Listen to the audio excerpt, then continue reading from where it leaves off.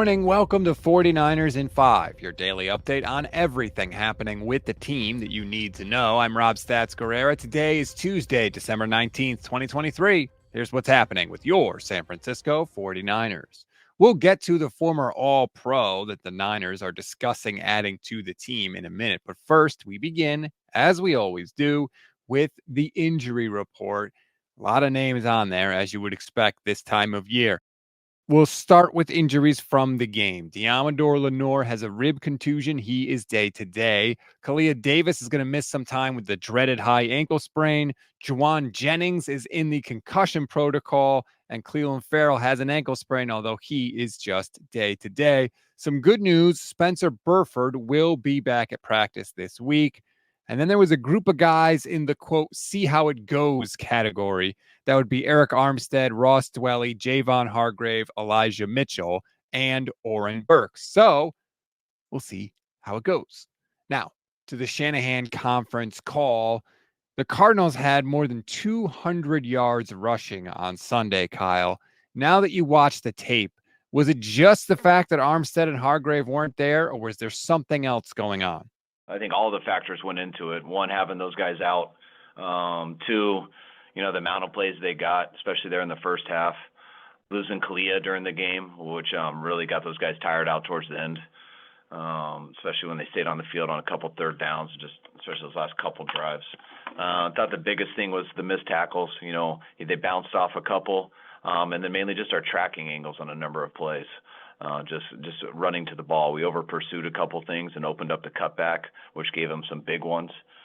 It's usually when you give up that yard, you're expecting a lot of schematic busts and stuff, especially with the running quarterback. So I thought that didn't hurt us as bad as you'd expect, but we got to clean up all those tackles and got to try to get our depth back too.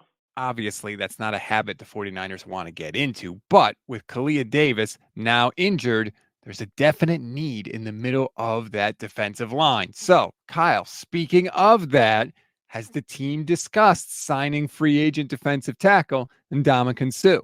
Not yet. I mean, I'm not ruling out anything. We have guys on our practice squad, as you guys see, that we used last week. But that stuff, we also aren't exactly sure when Hargrave and Armstead are coming back. We do know they have chances this week, so there's a lot of variables that are playing together that we'll be discussing here the rest of the day tomorrow. And even if we don't make a move in any area, that'll probably be continuing throughout the year. I wasn't a fan of Suh in his prime because I thought he was a dirty player. Now that he's a little older and some of that skill is gone, I doubt that has improved much. And the Niners already have a guy in Dre Greenlaw that has drawn a lot of 15-yard penalties. I don't know if they need to add another one, but I'll also say when you're down to your fifth string defensive tackle, can you really afford to be picky? We always give you one thing to read, one thing to watch, and one thing you might have missed. One thing to read on this Tuesday, Matt Barrows has his Minutia Minute in The Athletic. It's one of my favorite columns every week. There's something in there this week about the 49ers special teams. It was a new strategy they used, and I hope they continue doing it from now until the end of time.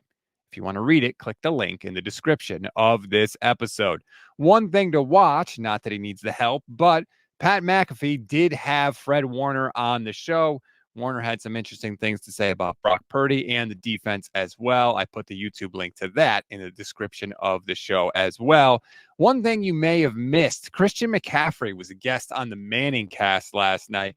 For a long time, there was a Manning cast curse where everyone that got on would either get hurt or lose the next week.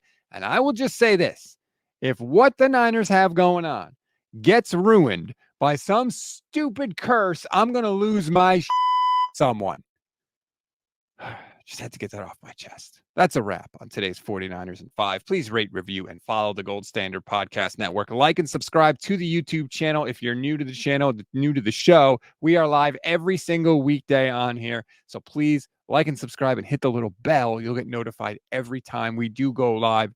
Jason Aponte and Steph Sanchez will be with you today, 8 a.m. Pacific time for Bully Ball. So wake up, get your coffee, get some Bully Ball in your life. I promise you, you won't want to miss it. Jay's been cooking the last few weeks, and I'm sure that ain't about to stop now that the Niners are in the driver's seat for the number 1 seed. I'm Rob Stats Guerrera. We'll talk later today.